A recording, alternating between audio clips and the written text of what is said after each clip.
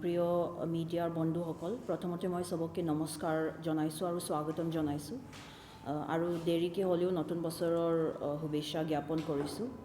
আজি press conference পাতা মুখ্য উদ্দেশ্যটো হল আজিৰ মিটিংখন জনসাধাৰণক 28 নম্বৰ গোসাইগাঁও আৰু 29 নম্বৰ খোকৰাঝাৰ ৱেষ্ট এলএচিৰ কাৰণে স্পেশাল সামাৰি ৰিভিজন 2022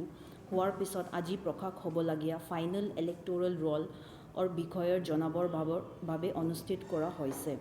আপোনালোকে গম পাইছে যে গুটে অসমৰ লগত আমাৰ 28 নম্বৰ গোসাইগাঁও আৰু 29 নম্বৰ খোকৰাঝাৰ ৱেষ্ট লেজিসলেটিভ কনস্টিটুৱেন্সিৰ কাৰণে ফটো ইলেক্টৰেল ৰোল আৰু স্পেশাল সামাৰি ৰিভিজন চলি আছিল আমাৰ কোৱালিফাইং ডেট আছিল 1 জানুৱাৰী 2022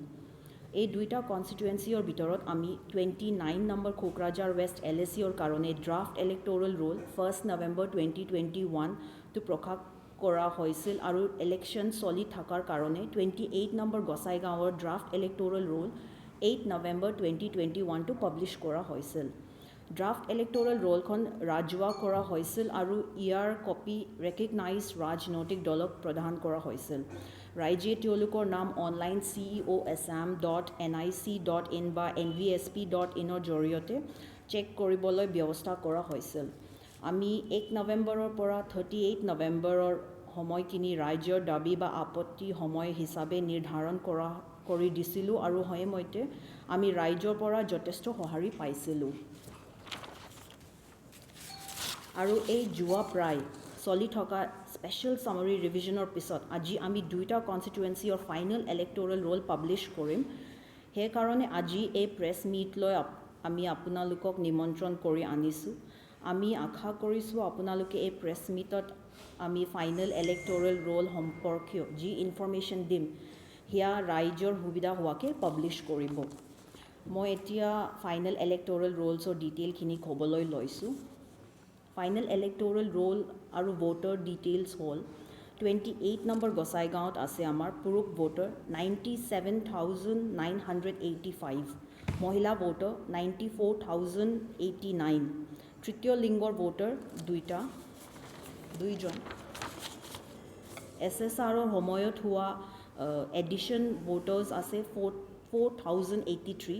SSRৰ সময়ত হোৱা কৰ্তন ভোটাৰ্ছ আছে 2,280 নেট সংযোগন আছে 1,803 ভোটাৰ্ছ 29 খোকৰাঝাৰ দুইজন SSRৰ সময়ত হোৱা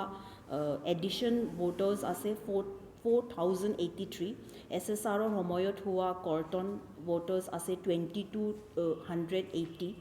নেট সংযোগন আছে 1,803 ভোটাৰ্ছ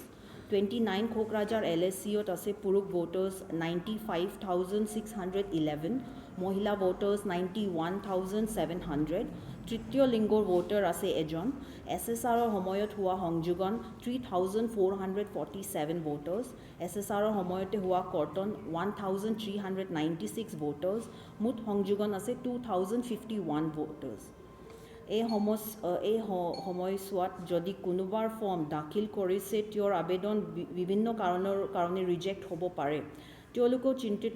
হোৱাৰ কাৰণ একো নাই তেওঁলোকৰ ফৰ্ম গোটেই বছৰ ধৰি চলি থাকিবলগীয়া কণ্টিনিউয়াছ ৰিভিজনৰ সময়তে পুনৰ দাখিল কৰিব পাৰে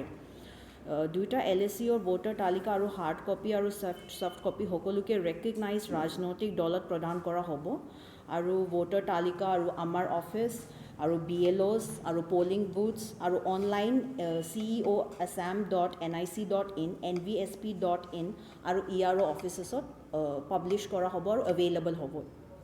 এইখিনি মই ফাইনেল ইলেক্টৰেল ৰোল সম্পৰ্কে আপোনালোকৰ সন্মুখত জনালোঁ এতিয়া আপোনালোকৰ ইলেক্টৰেল ৰোল সম্পৰ্কে কিবা কোৱেৰি আছে যে আপুনি সুধিব পাৰে ধন্যবাদ